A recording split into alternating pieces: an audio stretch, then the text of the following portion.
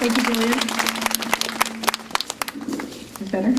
Okay, Scott, Dr. Scott Daley is also going to speak to us. Scott. Thank you. Thank you all for coming. As we gather here today, we should remind ourselves that democracy is not so much a form of government as a set of principles that we must live by. We are here today in support of those principles. Yes. As Canadians, it is in our very nature to respect a diversity of opinions. And though we, with good conscience, may disagree on many things, it is ultimately our sense of fairness that defines us as a nation. And nowhere is fairness more important than when you're choosing our elected officials. We are not here today as liberals or conservatives or Greens or New Democrats, but simply as citizens demanding the integrity of the electoral process be placed above all reproach.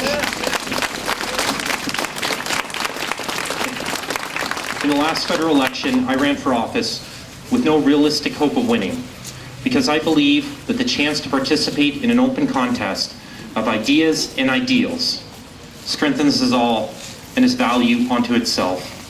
But when the validity of this process has been cast into doubt, all of us are diminished, from the lowliest citizen to those who walk the corridors of power in our nation's capital. Today, a country that within living memory put 1 million men under arms to fight for democracy has a problem with the most basic function of a democracy, a free and open election.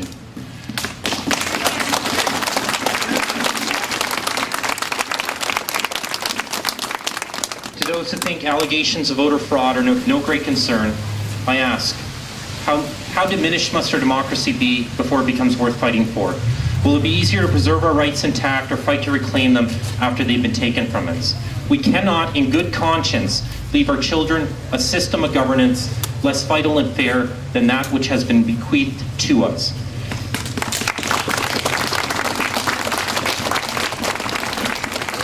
This year, we stand in the shadow of great events that have transpired half a world away, carried out by courageous people, many of them risking their lives, who seek the same basic political rights that we are here today defending, that we often take for granted. Starting with the protests of a few street vendors in Tunisia, the Arab Spring swept away corrupt and decadent regimes that a few months before seemed as immutable as the pyramids of Egypt. They have drawn their inspiration from our democracy. Let us draw our inspiration from their courage and determination.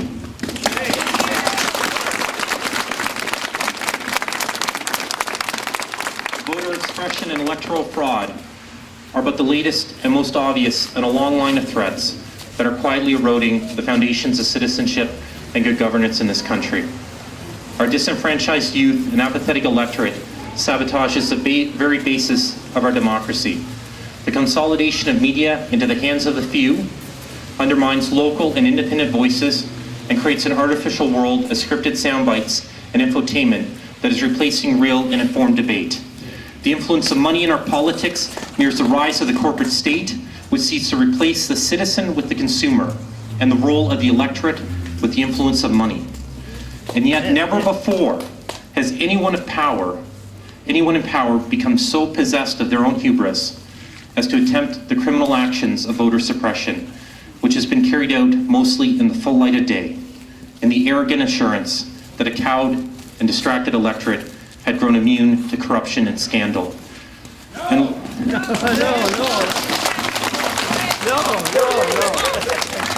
None of that. today to tell them how wrong they were. What are our demands? We call for a full and independent judicial inquiry with by-elections held where any reasonable doubt exists that illegal tactics may have affected the outcome of the vote.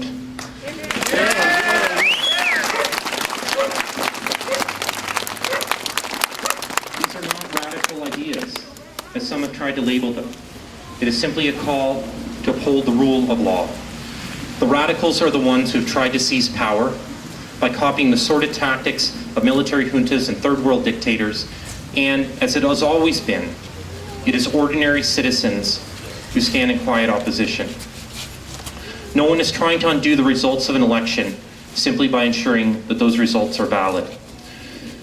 And to those most basic of demands, I will add my own counsel, that the anger we feel at these events be channeled into the creation of a truly fair and representative electoral system.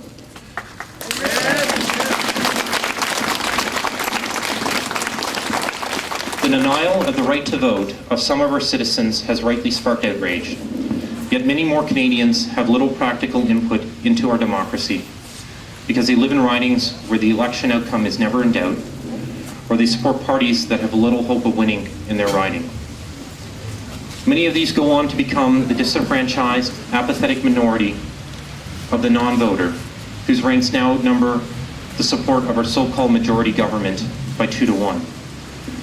This indifference to the outcome of the electoral process may in the end prove more fatal to our democracy than the most cynical and calculating political fraud. A fair vote system in which every Canadian's ballot weighs equally would immunize us against the worst excesses of voter manipulation and give true meaning to the mantra that every vote counts. There is no force on earth as powerful as an idea whose time has come, and the time for this idea is now.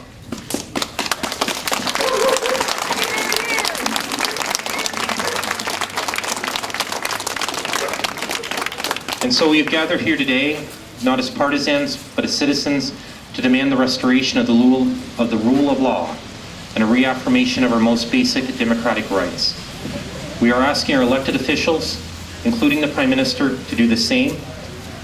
We should expect no less than to have the interests of the nation placed above those of partisan politics.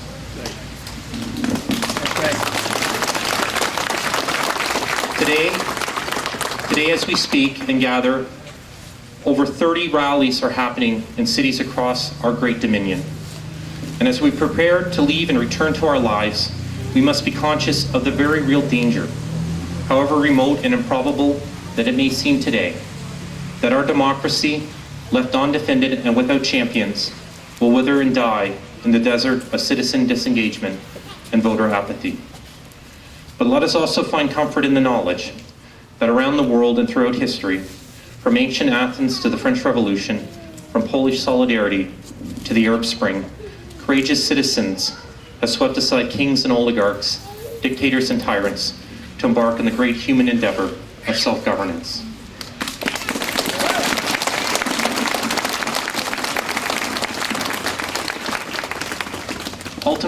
Ultimately, the fate of our democracy rests solely with those of us who will defend it.